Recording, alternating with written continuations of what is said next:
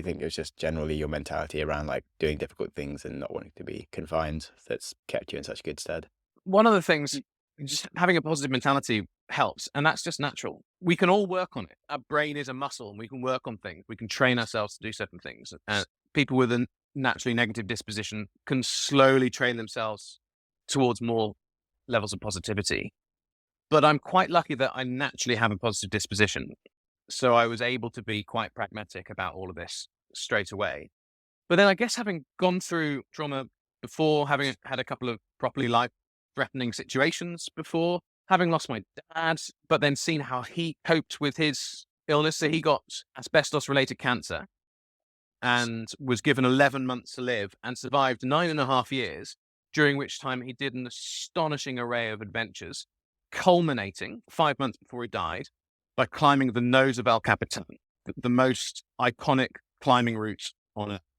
And he could barely walk at this stage. He struggled to walk to the base of the mountain, and then he spent 4 days living on the cliff face with my brother climbing the nose of El Capitan.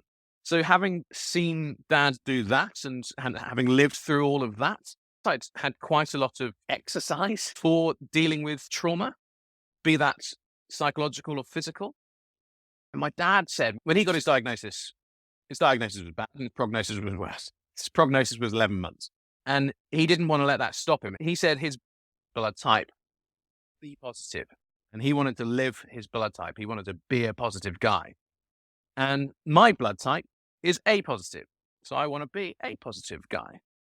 So I very much took my dad's inspiration on that, and then took great heart from having the support of my family, my wife, my mum, my brothers, and family around me. And that certainly helped.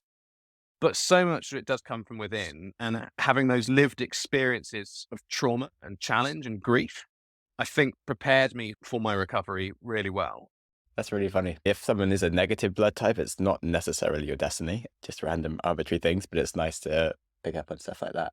It's really fascinating, especially as you're saying, as in for people who have someone perhaps going through that situation or doing it themselves. It's very interesting because it was quite new to me when I ended up stuck in a hospital bed and had all these problems. And it's hard to really imagine until you actually like hear about it. I was really lucky. So one of my best mates, we met on a conservation project that we were both working on in Mauritius, the Mauritius Wildlife Foundation.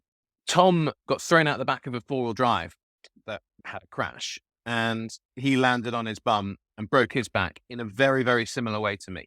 That was in 2001 or 2002, so ages ago.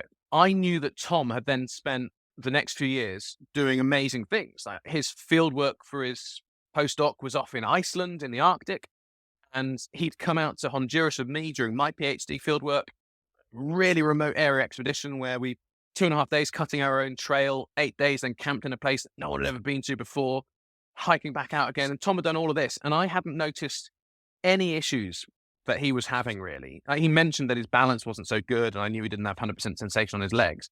I didn't know that he was also having to manage his bladder and his bowel, and that he also had all of these other issues that I know. And so only when he came to visit me in hospital and he said, everything you're going through now is what I went through 15 years ago, all the pieces came together, because I then subsequently found out that he had all of these issues. Because Tom's quite private, so he hadn't talked openly about those bladder and bowel issues until I then had them myself. He just talked about the loss of sensation and stuff. So for me, that was amazingly useful and helpful. Having that person I knew so well, having gone through something very similar and doing amazing things with his life, was like, well, great. That's going to be me too. Yeah, that's super useful. I didn't really have much info on that. As in, I was just told that I would never be the same again. I might not really be walking. And that was all they gave me. And they're like, hopefully you'll be like mostly okay.